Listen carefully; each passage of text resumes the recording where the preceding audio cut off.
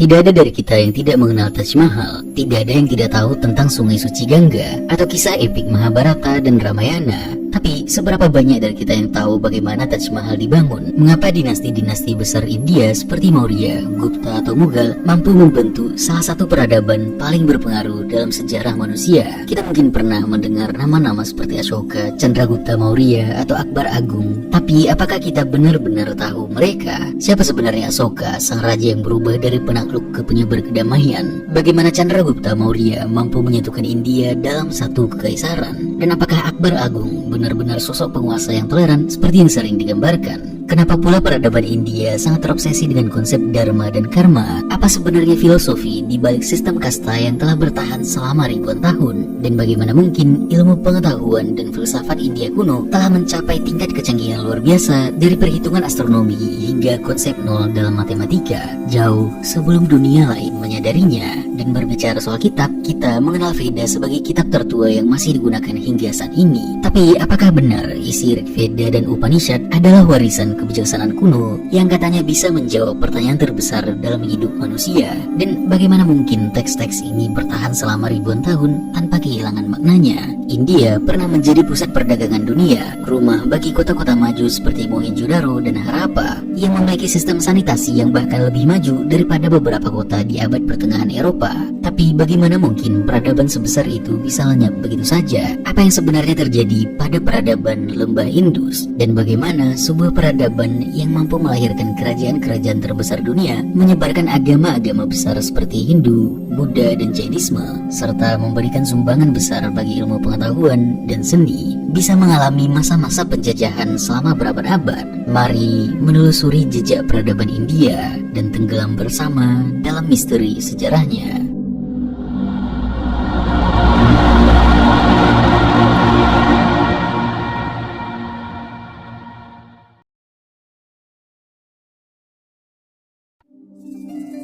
Beribu tahun yang lalu, di tanah yang sekarang kita kenal sebagai India, Pakistan, dan Nepal, manusia purba menjejakkan kakinya. Para pengembara dan pemburu yang mencari perlindungan di gua-gua batu, membangun perkemahan di sepanjang sungai, dan menyaksikan matahari terbit di cakrawala tanah yang kelak menjadi pusat peradaban dunia. Tidak ada yang menyangka bahwa dari perkemahan kecil yang mereka bangun akan lahir kerajaan-kerajaan yang akan tertulis abadi dalam sejarah. Di antara reruntuhan yang tertimbun, para arkeolog menemukan jejak para penghuni pertama anak benua ini, Homo heidelbergensis, spesies manusia purba yang diyakini sebagai nenek moyang dari Homo sapiens, manusia modern. Hidup di wilayah ini jauh sebelum manusia modern bahkan menyebar ke Eropa. Fosil mereka menunjukkan bahwa ada kehidupan purba yang telah berjalan puluhan ribu tahun sebelum peradaban seperti yang kita kenal mulai terbentuk. Sementara itu, di wilayah Mehrgarh, sekarang Pakistan Barat, ditemukan situs pemukiman pertanian awal yang menunjukkan bahwa ada transisi penting di sini, dari budaya berburu meramu ke agrikultur yang menjadi fondasi bagi munculnya peradaban kota nantinya.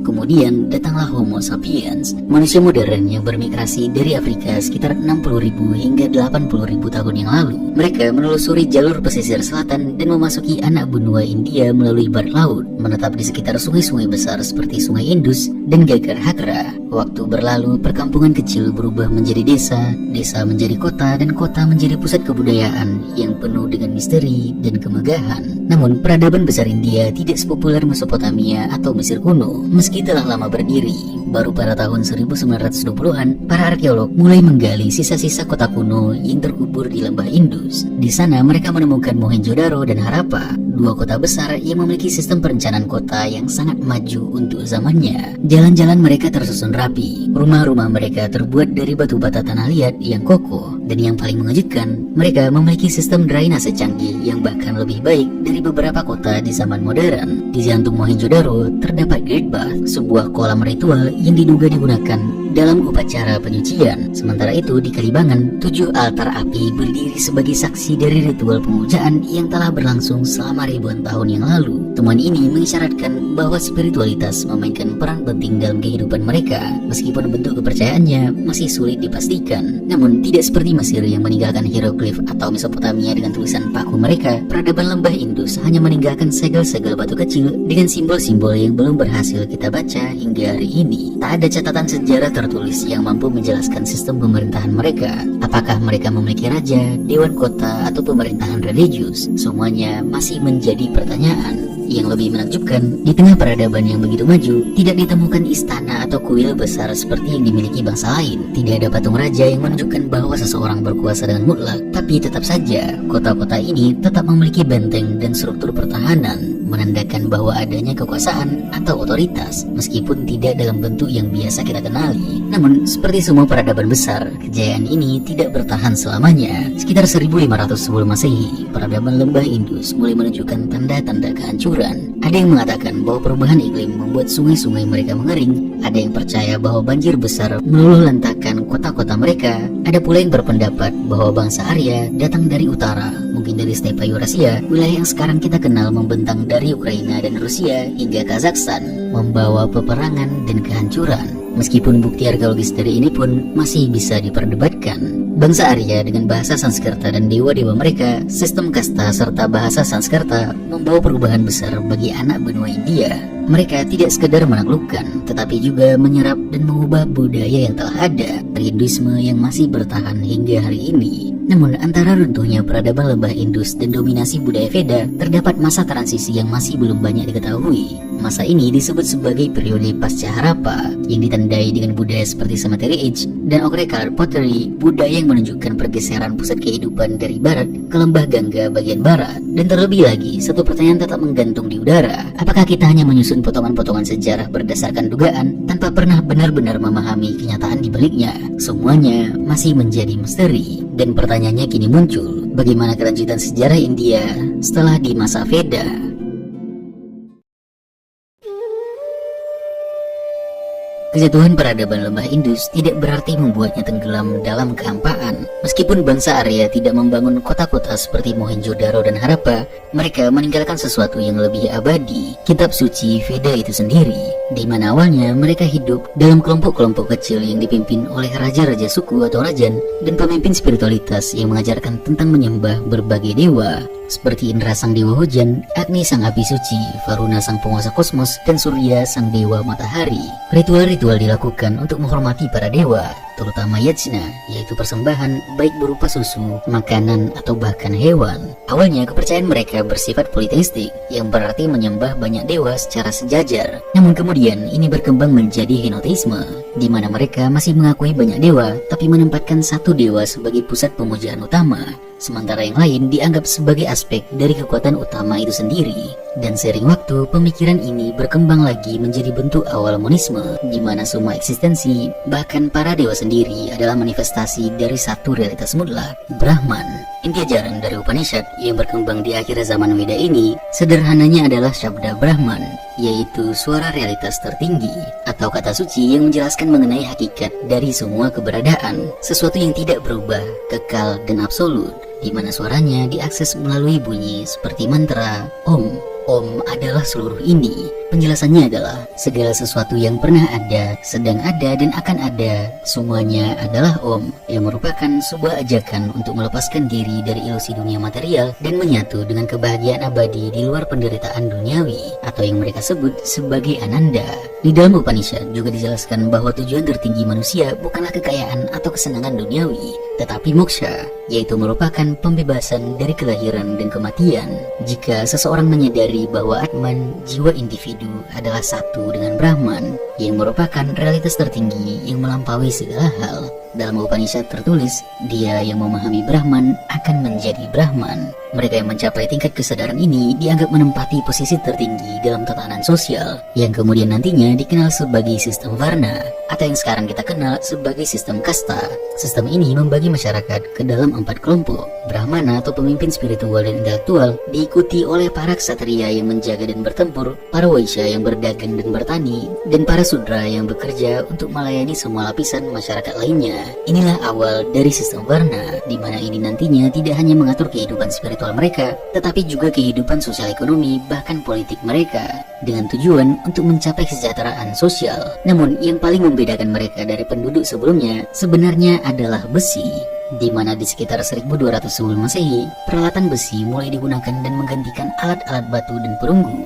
dan ini memberikan perubahan besar. Tanah yang sebelumnya sulit dikerjakan kini dapat ditanami, hutan-hutan ditebang, dan kerajaan-kerajaan mulai tumbuh dari desa-desa kecil. Kehidupan agraris mulai mendominasi masyarakatnya. Pertanian menjadi pusat ekonomi dengan ternak yang dianggap sebagai simbol kejayaan. Bahkan dalam Rigveda tercatat pentingnya pembajakan sawah sebagai teknologi revolusioner pada masa itu. Selain itu, jalur perdagangan juga mulai dibentuk, menghubungkan desa-desa kecil melalui sungai dan juga daratan. Seiring waktu, kelompok-kelompok suku ini mulai menetap dan mendirikan kerajaan-kerajaan kecil yang disebut sebagai Janapada, di mana dari sinilah nantinya kerajaan-kerajaan besar muncul dan mulai mengendalikan wilayah India Utara. Di antara semua kerajaan yang muncul ini, Kuru adalah salah satu yang pertama berkembang menjadi negara yang terorganisir, dan dari tanah mereka lah Punjab dan Haryana, para raja Kuru mulai menyusun Weda dalam bentuk tertulis, menetapkan hukum-hukum baru dan mengembangkan ritual Srauta yang menjadi dasar dari agama Hindu. Dua raja terbesar mereka, Parikshit dan putranya Janamejaya, berhasil memperluas wilayah mereka dan menjadikan Kuru sebagai pusat budaya dan politik di India. Di era ini juga lah kisah-kisah epik berkembang, seperti yang paling kita kenal, Mahabharata, di mana menceritakan kisah perang besar antara Pandawa dan Kurawa yang diyakini terjadi di tanah Kuru.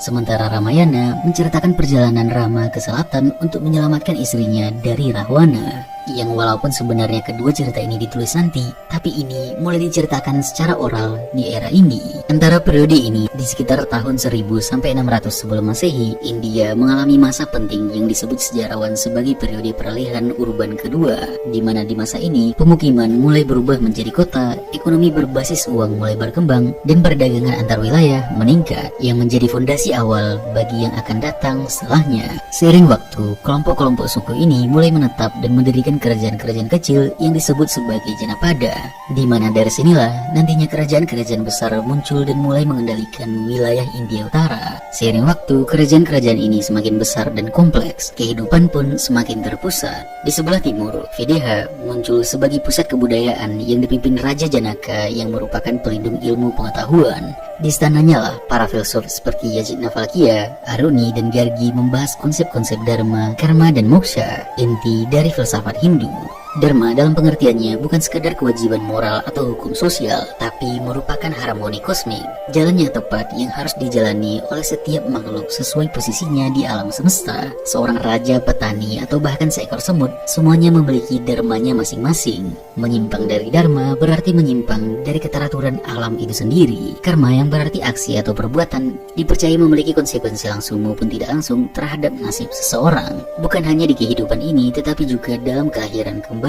Dalam konteks ini, kehidupan bukanlah soal imbalan instan, tetapi perjalanan panjang menuju pembebasan atau moksha. Kedua konsep ini menyatu dalam etika sosial India. Dharma mengarahkan tindakan dan karma menentukan akibatnya. Inilah mengapa sistem sosial, spiritual, dan politik India begitu kuat bertahan. Ia dibangun bukan sekadar pada hukum negara, tetapi pada hukum dari eksistensi itu sendiri. Nantinya Janapada kecil ini berkembang menjadi Mahajanapada, kerajaan-kerajaan besar yang menguasai India bagian utara. Kosala, Magadha, Kashi, dan Ang mulai muncul sebagai kekuatan politik utama yang bersaing satu sama lain demi supremasi. Dan pada titik ini juga lah agama Weda mengalami tantangan dengan bermunculan ajaran-ajaran baru yang masih dalam tradisi yang sama di abad ke-6 sebelum Masehi ini, di mana dua tokoh besar, Siddhartha Gautama dengan Buddha dan Mahavira dengan Jainisme, lahir di tanah India dan membawa perubahan besar dalam filsafat dan agama mereka. Namun perkembangan yang besar ini tentu saja memberikan perhatian lebih dari mereka yang juga sudah besar. Persia dengan Cyrus kedua dan dilanjutkan nantinya oleh Darius pertama mulai menginvasi barat laut India yang membawa sistem administrasi terpusat, perpajakan, dan teknik pemerintahan baru ke anak benua India. Dan nantinya, sama seperti kebudayaan besar lainnya, mereka tunduk oleh satu anak muda dengan ambisi yang sangat mengerikan dari Makedonia, Yunani. Dia adalah Alexander the Great, Alexander Agung, di mana dia datang menyeberangi sungai Indus, menggempur kerajaan-kerajaan kecil di tanah India yang membuat India kacau dan terjadi periode kekosongan kekuasaan. Dan dari kosongnya kekuasaan inilah Chandragupta Maurya dengan misinya untuk menyatukan India Utara, menaklukkan berbagai kerajaan dan menciptakan kekaisaran Maurya.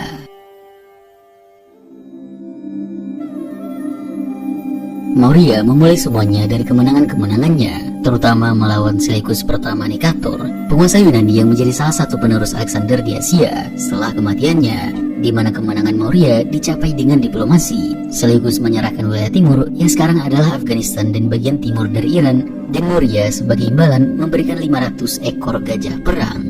Maurya Chandragupta tidak sendirian. Dia memiliki seorang guru, Chanakya, yang juga dikenal sebagai Kautilya atau Visnugupta. Ia adalah seorang cendekiawan yang menulis sebuah karya luar biasa, Arthasastra, panduan mendalam tentang politik, ekonomi, dan juga strategi militer, di mana dalam teks ini kita dapat melihat bagaimana dia menguraikan cara mengatur pemerintahan dari mengelola administrasi sipil hingga menjaga stabilitas militer. Dengan bimbingan Chanakya, Chandragupta menciptakan sebuah sistem administrasi yang rumit namun efisien. Kekaisaran dibagi menjadi provinsi-provinsi yang dikelola oleh para gubernur kerajaan. Di setiap provinsi, pejabat senior memantau jalannya pemerintahan melalui inspeksi yang dilakukan secara rutin. Bahkan, jaringan mata-mata rahasia diciptakan untuk mengumpulkan informasi dan menjaga stabilitas kekaisaran. Di bawah Chandragupta lah, kekaisaran ini menjadi pusat politik, ekonomi, dan budaya. Dan semuanya terlihat baik. Mereka memiliki proyek irigasi, mendorong perdagangan, baik di dalam maupun luar negeri. Mendirikan infrastruktur jalur perdagangan dan koin logam boleh menyebar luas di masa ini yang memberikan efisiensi transaksi dalam perdagangan. Dan dengan semua ini, dia memberikan kekuasaan kepada putranya, Bindusara. Bindusara meneruskan perluasan kekuasaan hingga ke India bagian tengah dan mempersiapkan panggung bagi pemimpin yang jauh lebih besar daripada ayahnya kepada anaknya, yaitu Ashoka. Pada tahun 272 sebelum Masehi, Ashoka naik ke singgasana Kekaisaran Maurya. Di masa-masa awal pemerintahannya, Ashoka dikenal sebagai pemimpin yang keras dan tanpa ampun. Ia memerintah dengan tangan besi, siap untuk memperluas kekaisaran dengan cara apapun. Namun segalanya berubah pada tahun 261 sebelum Masehi ketika Ashoka memimpin perang besar melawan Kalingga, sebuah peristiwa yang menjadi momen paling penting dalam hidupnya. Bayangkan sebuah pagi yang gelap di tahun 261 sebelum Masehi di medan perang Kalingga. Langit diselimuti debu dan asap dari pertempuran, suara denting pedang dan jeritan yang menggema. Sungai yang mengalir menjadi berwarna merah darah menyaksikan kehancuran yang tak terbayangkan. 150.000 orang ditangkap, 100.000 lainnya tewas, dan lebih banyak lagi yang kehilangan segalanya. Ashoka yang berdiri di tengah kehancuran itu merasakan kehampaan yang mendalam. Di balik kemenangan militernya, ia hanya menemukan sebuah penderitaan. Tragedi Kalingga menjadi titik balik dalam hidup Ashoka. Ia berjanji untuk meninggalkan jalan kekerasan dan mencari makna baru dalam hidupnya. Dalam pencariannya, ia menemukan pencerahan melalui ajaran agama Buddha. Dari seorang penakluk kejam, ia berubah menjadi pembawa kedamaian, penguasa yang berkomitmen pada prinsip dharma atau kebenaran, filosofi yang menjadi dasarnya dalam memerintah. Dia merubah kebijakan-kebijakan dalam pemerintahannya yang juga terekspresikan dengan indah di pilar-pilar yang berdiri megah di seluruh kekaisarannya, di mana simbol singa menghiasinya dan bahkan nantinya menjadi lambang bagi negara India modern. Dia menyebarkan ajaran Buddha, membuka rumah sakit gratis, membangun jalan raya yang luas, dan mengembangkan sistem irigasi untuk pertanian. Ashoka juga mengirim misi Buddhis keluar pemerintahannya, mau ke Sri Lanka, Asia Tengah, dan bahkan Yunani, yang menjadikannya sebagai tokoh utama dalam penyebaran agama Buddha ke Asia. Namun, sama seperti pemimpin besar sebelumnya, dia gagal untuk menetapkan pewaris penggantinya. Setelah kematiannya pada tahun 232 sebelum Masehi, Kekaisaran Goya, putranya Mahinda memilih jalan spiritual sebagai biarawan Buddha. Kunala Maurya yang buta juga tidak bisa menjadi penerus tahta, dan akhirnya dia memilih cucunya. Namun cucunya sendiri, Desarata Maurya, tidak memiliki kemampuan memimpin seperti kakeknya. Di bawah Desarata, banyak wilayah strategis yang hilang. Otoritas pusat di Pataliputra melemah, sementara gubernur-gubernur provinsi semakin otonom. Kekaisaran akhirnya jatuh pada tahun 1800 sebelum Masehi ketika Brihadrata Maurya, kaisar terakhir yang kemungkinan cicit dari Dasarata, dibunuh oleh jenderalnya sendiri, Pushamitra Sungga. Dengan kematian Brihadrata, kekuasaan Maurya berakhir dan dinasti Sungga mengambil alih. Sekitar periode inilah, wilayah barat laut India juga berada di bawah kekuasaan Indo-Yunani dan Scythian atau Shaka, bangsa dari Asia Tengah yang memperkenalkan budaya Helenistik dan membuka perdagangan lewat jalur sutra. Sahabat, kemudian dinasti Sungga sendiri pun digantikan oleh dinasti Kanva pada tahun 73 sebelum Masehi, di mana dinasti Kanva memerintah sampai tahun 30 sebelum Masehi ketika mereka turun dari kekuasaan. Setelah itu, kerajaan kadang-kadang berada di bawah kendali negara-negara tetangga dan di waktu lain diperintah oleh garis-garis raja yang tidak jelas. Di Raja Griha, seorang raja dibunuh oleh anaknya sendiri. Di Burgaya, seorang pangeran melepaskan segalanya untuk mencapai pencerahan. Di Pataliputra, seorang anak muda mendirikan kekaisaran pertama India, dan di Kalingga, seorang penakluk menjadi pendakwah damai. Semuanya terfragmentasi dan tidak stabil, hingga pada akhirnya di akhir abad ketiga Masehi, dari sisa-sisa kekaisaran Maurya, Srigupta muncul dan membangun fondasi awal di wilayah Magadha dan bagian dari Benggala. Dan setelahnya, putranya Gatotkaca melanjutkan pemerintahan dinasti dan memperluas kekuasaan, membuka jalan bagi anaknya Chandragupta pertama, yang dikenal sebagai arsitek utama dari pembangunan besar-besaran ini. Dan dengan ini, kekaisaran Gupta pun muncul. Tidak banyak yang diketahui tentang asal-usul dinasti Gupta. Sumber-sumber terpercaya tentang awal kekaisaran ini berasal dari catatan perjalanan biksu-biksu Buddha seperti Huayan, Xuanzang, dan Yijing yang dengan penuh perhatian mencatat jejak sejarah. Dan menurut sumber inilah kita ketahui bahwa Gupta muncul dari Srigupta dan cucunya Chandragupta pertama. Ketika Chandragupta pertama naik tahta pada tahun 319 Masehi, membawa visi besarnya untuk menyatukan wilayah India yang terpecah dengan tidak hanya kekuatan militer tapi juga diplomasi politik. Dengan salah satunya adalah pernikahan. Langkah strategis terpentingnya adalah menikahi Kumara Devi, seorang putri dari dinasti Likhavi yang kuat, di mana ia memberikannya akses ke tambang kaya biji besi di wilayah timur laut India, khususnya di daerah yang dikuasai oleh Likhavi. Dengan kendali atas sumber daya besi, dinasti Gupta mencapai kemajuan luar biasa dalam teknologi metalurgi. Mereka menghasilkan besi tempa berkualitas tinggi yang menjadi komoditas penting di pasar internasional. Selain digunakan untuk keperluan militer seperti senjata dan baju zirah, besi tempa juga digunakan dalam alat-alat pertanian dan konstruksi bangunan, memperkuat ekonomi Gupta dan memperluas pengaruh di luar India. Dan berbekal kekayaan sumber daya dan kemajuan teknologi inilah Chandragupta pertama mengorganisasi pasukan berkuda yang kuat dan efisien, mengadopsi taktik militer dari suku Kushan yang sebelumnya mendominasi India barat laut. Dan pasukan inilah yang menjadi tulang punggung militer Gupta, memungkinkan mereka menguasai wilayah yang lebih luas dan memperkuat posisi mereka sebagai kekuatan dominan. Satu persatu, para kepala teritorial yang menguasai wilayah-wilayah kecil mulai menyerah pada kekuatan dinasti Gupta hingga ke Allahabad. Diplomasi demi diplomasi, kesepakatan perdagangan, toleransi agama, membangun hubungan dengan kerajaan-kerajaan tetangga. Prasasti Pilar Allahabad mencatat transisi kekuasaan yang mulus dari Chandragupta pertama kepada putranya Samudragupta. Dalam prasasti ini, Chandragupta pertama disebutkan menyerahkan tahta kepada Samudragupta untuk melindungi bumi, di mana ia nantinya dikenal sebagai salah satu penguasa yang paling cemerlang yang membawa kekaisaran ini menuju puncak kejayaannya. Dia menaklukkan India Utara, menyatukan wilayah Himalaya hingga daratan tengah dengan kekuatan militernya dan mengalihkan perhatian ke wilayah India Selatan. Raja-raja kecil di selatan mulai masuk ke dalam aliansi politiknya secara damai, dan dia akhirnya berhasil membawa Gupta membentang dari Himalaya hingga Godavari dan muara sungai Krishna di selatan, dari Bah di Afghanistan hingga sungai Brahmaputra di timur. Samudragupta juga paham mengenai Rajdharma, tugas suci seorang raja, di mana ia memerintah sesuai prinsip Arthasastra, karya Kautilya yang terkenal yang memberikan panduan tentang bagaimana menjalankan monarki dengan baik. Mulai dari aspek pemerintahannya baik ekonomi, sosial maupun politik, Samudragupta menerapkan nilai-nilai moral dan etika yang tinggi. Sama seperti sebelumnya, dia membangun infrastruktur, dia mengagungkan seni dan kebudayaan yang dapat dilihat dari koin emas yang diedarkan dengan gambar dirinya memegang alat musik. Dan dia juga toleran, dibuktikan dengan pemberian izin kepada Megavarna, raja dari Sri Lanka, untuk membangun biara Buddha di Bodhgaya, tempat paling suci bagi umat Buddha. Dalam Pilar Allahabad juga kita dapat melihat catatan pencapaian militernya, kebijakan diplomatiknya, serta kontribusi sosialnya. Pilar inilah yang menjadi bukti abadi dari semua perjalanannya ini membawa Gupta ke zaman keemasan. Di masa ini jugalah India tidak hanya berkembang dalam seni dan agama, tapi juga dalam ilmu pengetahuan dan filsafat eksperimental. Pusat-pusat pembelajaran seperti Nalanda dan Taksasila menjadi tempat di mana filsuf, dokter, dan astronom dari seluruh Asia berkumpul. Di antara ilmuwan besar dari era ini adalah Aryabhata yang menulis Aryabhatiya pada abad ke-5. Ia memperkenalkan konsep nol sebagai angka, mengembangkan sistem desimal, dan menghitung nilai pi secara akurat. Ia juga dikatakan menyatakan bahwa bumi berotasi pada porosnya dan menjelaskan gerhana secara ilmiah.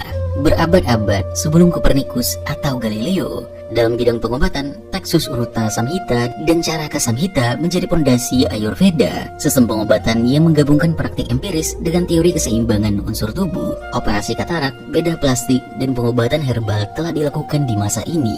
Semua ini menunjukkan bahwa India kuno tidak hanya mencari kebenaran melalui doa dan meditasi, tetapi juga melalui pengamatan, penghitungan, dan eksperimen. Inilah kekuatan khas dari peradaban India. Spiritualitas dan sains tidak pernah dipisahkan secara kaku seperti zaman modern sekarang. Namun setelah kematiannya Samudragupta, konflik terjadi. Putra sulungnya Ramagupta naik tahta, tetapi pemerintahannya yang singkat dipenuhi dengan kontroversi. Bahkan sampai diceritakan dalam sastra kuno Devi Chandraguptam oleh Visakadatta, Ramagupta kalah dalam pertempuran dengan Raja Sitya dari Saka, dan dia membuat keputusan yang sangat memalukan. Ia berencana menyerahkan istrinya, Ratu Druvadevi, sebagai jaminan perdamaian. Keputusan ini menyebabkan kegemparan besar di istana. Adik Ramagupta, Chandragupta kedua, tidak dapat menerima tindakan pengecut ini, dan ini membuatnya memberontak. Chandragupta kedua menyamar bersama pasukannya dan menyusup ke kamp musuh. Ia berhasil menyelamatkan Druvadevi dan membunuh Raja Sitya dalam duel dramatis. Aksi ini mengangkatnya sebagai pahlawan.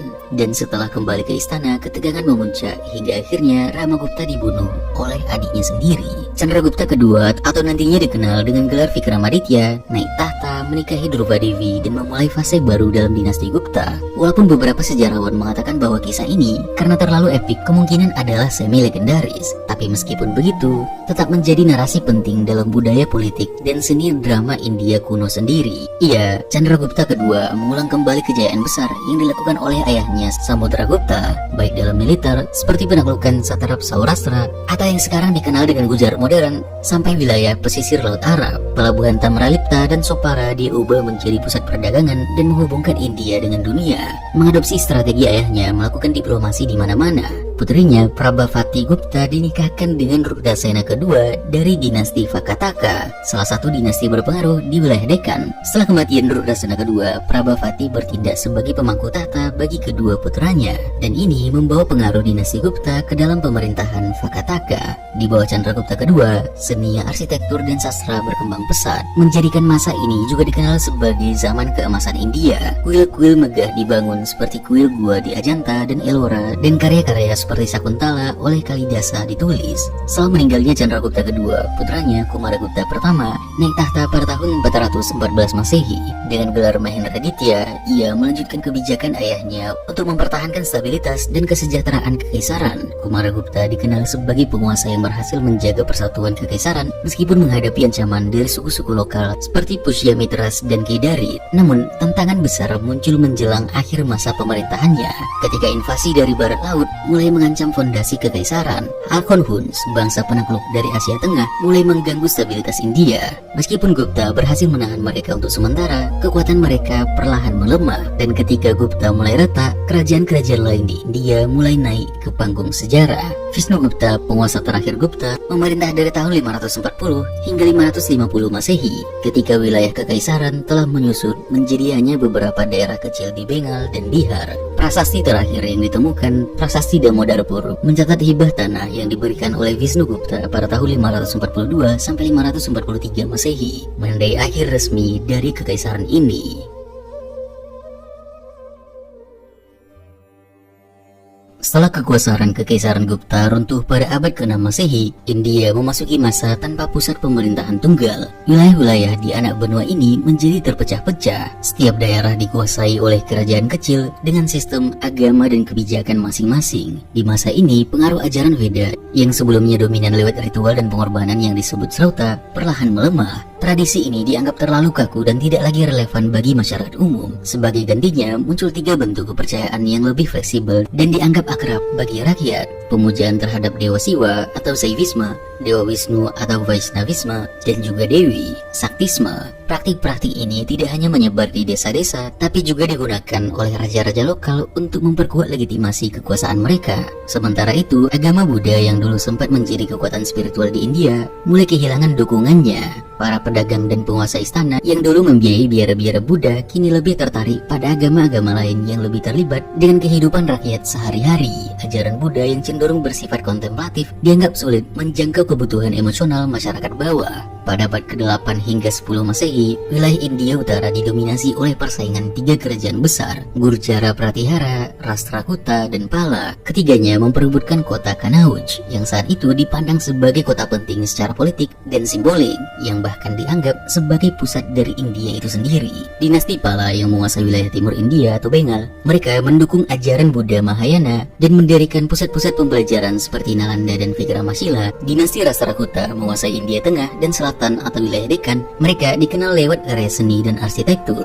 terutama kuil Kailasa di Ellora yang dipahat dari satu batu besar. Dinasti Gurjara Pratihara berasal dari wilayah barat India, Malwa dan Rajasthan. Mereka berperan penting dalam menahan serangan dari Arab dan membangun kuil-kuil Hindus seperti Telika Mandir di Gwalior. Pertarungan antara ketiga kekuatan ini, yang nantinya dikenal sebagai tripartite struggle, berlangsung selama lebih dari 1 abad. Pada akhirnya, tak satu pun dari mereka berhasil mempertahankan dominasi jangka panjang. Kekuasaan mereka runtuh dan wilayah India kembali terbagi ke dalam kerajaan-kerajaan kecil. Situasi politik yang terpecah-pecah ini memudahkan masuknya kekuatan baru dari luar India. Mulai abad ke-12, kelompok-kelompok Muslim dari Asia Tengah yang mayoritas berbahasa Turki dan berasal dari wilayah Afghanistan hingga Uzbekistan mulai masuk ke India Utara. Mereka tidak hanya datang sebagai penakluk, tetapi juga membawa sistem pemerintahan, budaya, dan agama yang berbeda. Pada awal abad ke-13, mereka berhasil mendirikan Kesultanan Delhi, sebuah kekuasaan Islam yang menguasai sebagian besar India Utara. Kesultanan ini dipimpin oleh berbagai dinasti, Mamluk, Khalji, Tughlaq, Said, dan Lodi. Meski sering terjadi pergantian penguasa, ibu kota tetap berada di kota Delhi. Pada masa ini pula, banyak bangunan baru dibangun, seperti Qutb Minar yang menandai awal arsitektur Indo-Islam di India. Salah satu tokoh penting dalam masa awal kesultanan adalah Razia Sultana, satu-satunya perempuan yang pernah naik tahta sebagai sultan. Bayangkan, di keadaan sosial budaya yang tidak memandang perempuan dengan semestinya,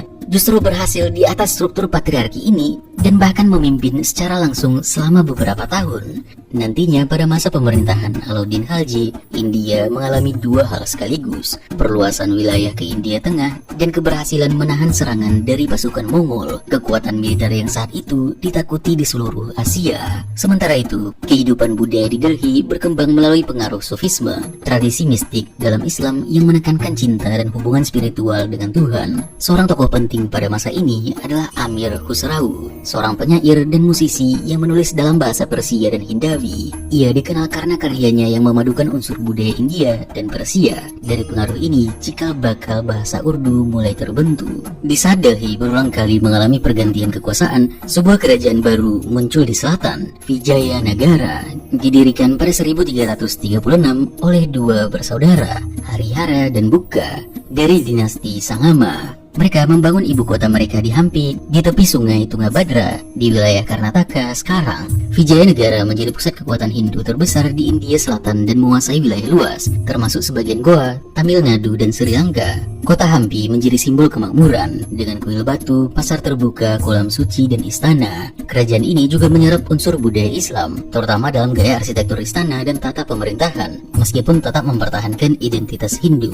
Namun, pada tahun 1565, dalam pertempuran Talikota, mereka dikalahkan oleh koalisi 5 kesultanan muslim dari Dekan. Hampi dihancurkan dan kerajaan ini tidak pernah kembali seperti sebelumnya. Setelah kemunduran Kesultanan Delhi dan keruntuhan kerajaan besar di selatan, India kembali mengalami ketidakstabilan politik. Pada masa inilah, tahun 1526, seorang penakluk dari Asia Tengah bernama Babur masuk ke India dan mengalahkan Sultan Lodi dalam pertempuran Panipat. Babur berasal dari wilayah yang sekarang dikenal sebagai Uzbekistan. Ia adalah keturunan langsung dari timur, Tamerlan dari pihak ayah, dan Genghis Khan dari pihak ibu. Meskipun awalnya hanya memiliki wilayah kecil di lembah Fergana, ambisinya besar. Ia ingin mendirikan kekaisaran di India. Kemenangan Babur menandai awal berdirinya kekaisaran Mughal, sebuah kekuasaan yang akan mendominasi India selama lebih dari 2 abad. Namun, masa pemerintahannya sendiri hanya berlangsung sebentar.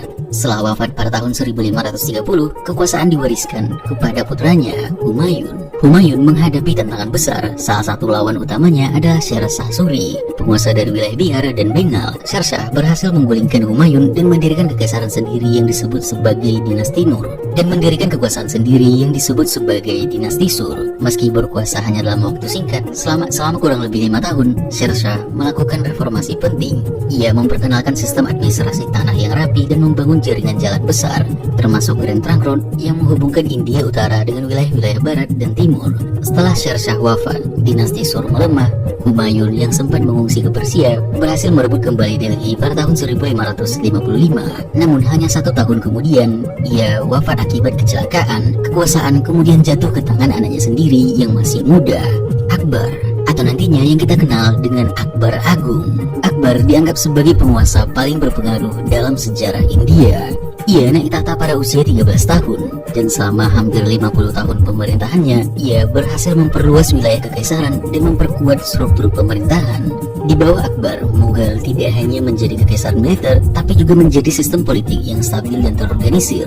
Ia membentuk birokrasi yang profesional, menghapus pajak atas non-muslim atau jizyah, dan menjalin hubungan diplomatik dengan penguasa Hindu, terutama para Rajput di wilayah barat laut India.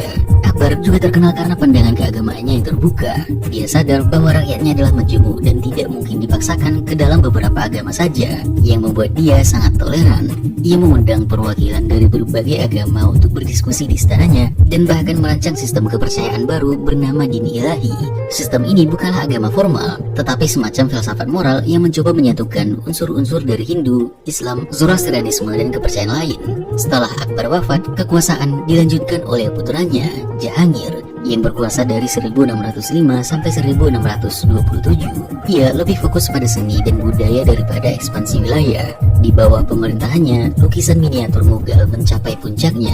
Ia juga dikenal karena hubungannya dengan istrinya, Nur Jahan, yang sangat berpengaruh dalam pengambilan keputusan pemerintahan. Penerus Jahangir, Shah Jahan, dikenal sebagai pembangun besar. Ia membangun banyak monumen, termasuk yang paling terkenal adalah Taj Mahal, makam marmer putih yang didirikan untuk mengenang istrinya, Mumtaz Mahal. Arsitektur Mughal mencapai puncaknya pada masa ini dengan gaya yang menggabungkan elemen Persia, India, dan Islam. Namun di akhir masa pemerintahannya, konflik keluarga muncul. Putranya, Aurangzeb, melakukan kudeta, menggulingkan ayahnya sendiri dan memenjarakannya di benteng Agra.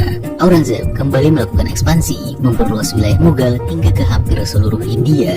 Di tangannya lah semuanya seakan-akan kembali lagi ke tradisional. Dia memastikan pemerintahan yang kuat dan ketat, militer lebih disiplin, dan keagamaan lebih ketat lagi. Dengan pajak atau jizyah kembali diperlakukan kepada non-muslim, dan pendekatannya ini jelas memicu banyak perlawanan. Di wilayah barat, muncul gerakan perlawanan dari Maratha, kelompok Hindu lokal yang dipimpin oleh Shivaji. Mereka menggunakan taktik gerilya dan menantang kekuasaan Mughal di wilayah Deccan, India bagian tengah. Di wilayah utara, kaum Sikh yang sebelumnya merupakan komunitas spiritual mulai membentuk kekuatan militer. Mereka berkembang menjadi kekuatan politik tersendiri dan kelak membentuk kekaisaran Sikh di bawah Maharaja Ranjit Singh pada awal abad ke-19.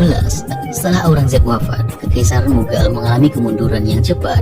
Para penerusnya tidak memiliki kapasitas militer atau politik yang kuat, dan wilayah kekuasaan mulai pecah menjadi kerajaan-kerajaan otonom. Di Punjab, Sikh melawan bentuk negara mereka sendiri. Di India Tengah dan Selatan, Maratha membangun konfederasi yang luas dan menjadi kekuatan dominan. Sementara itu, para nawab atau gubernur di Bengal, Awadh, dan Hyderabad mulai bertindak sebagai penguasa independen. Pada saat yang sama, kekuatan Eropa mulai terlibat lebih jauh dalam urusan India. Portugis sudah lebih dulu hadir sejak abad ke-16, terutama di Goa. Menyusul kemudian Belanda dan Prancis. Namun yang paling efektif dan sistematis adalah Inggris yang datang melalui East India Company. Perusahaan dagang ini awalnya berfokus pada perdagangan rempah dan tekstil, namun lambat laun mereka membentuk aliansi militer, mengendalikan pelabuhan, dan terlibat dalam konflik antar kerajaan lokal. Semua ini membuka jalan menuju kolonialisasi yang lebih langsung. Dan dengan datangnya Inggris, India klasik dan pramodern berubah dengan terjadinya kolonialisme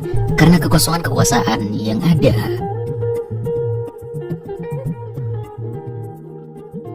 Di balik niat dagang dan diplomasi, East India Company mulai mengambil langkah-langkah yang lebih strategis. Mereka membangun benteng di wilayah pesisir, menyuap pejabat lokal, dan memicu konflik-konflik kecil antar kerajaan. Ketika Kekaisaran Mughal melemah dan para nawab atau gubernur regional saling bersaing memperebutkan pengaruh, Inggris tidak mengerahkan pasukan besar, melainkan menggunakan kekuatan uang, perjanjian politik, dan manipulasi.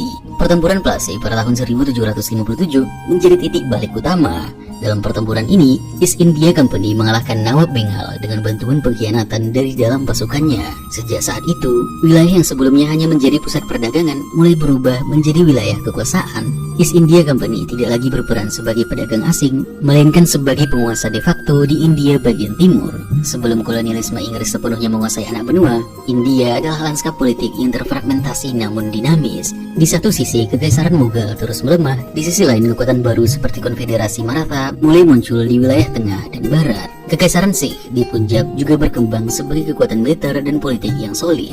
Di tengah persaingan ini, Inggris memperluas pengaruh mereka perlahan, bergerak melalui jalur perdagangan, lalu masuk ke ranah militer dan pemerintahan. Setelah pemberontakan India pada tahun 1857, sebuah perlawanan besar yang melibatkan prajurit India dalam militer Inggris atau Sepoy dan berbagai kerajaan lokal, kekuatan East India Company dihapus. Sebagai gantinya, India secara resmi menjadi koloni di bawah kendali langsung kerajaan Inggris, dan Kekaisaran Mughal secara simbolis diakhiri. Meskipun Inggris membangun infrastruktur seperti rel kereta api, pelabuhan, dan jalan raya, pembangunan ini sebenarnya ditujukan untuk mempercepat pengangkutan hasil bumi India ke pelabuhan ekspor, bukan untuk mengembangkan kesejahteraan lokal. India yang dulunya dikenal sebagai Soni Kicidia, buruh emas karena kekayaannya, mengalami kemerosotan ekonomi. Industri tekstil dan manufaktur tradisional dihancurkan oleh kebijakan perdagangan yang menguntungkan Inggris, dan banyak komunitas lokal kehilangan sumber penghidupan. Namun, semuanya akhirnya berubah ketika pada tahun 1947, setelah Perang Dunia Kedua yang terjadi di sebagian besar wilayah dunia, India meraih kemerdekaannya, walaupun dengan proses yang cukup lama dan menyakitkan. Dan secara sekaligus, Pakistan dan India mengalami pemisahan karena ketegangan besar dua kelompok politik utama, Indian National Congress dengan All India Muslim League. Meskipun masa transisi ini berat, India mulai membangun kembali dirinya sebagai negara merdeka.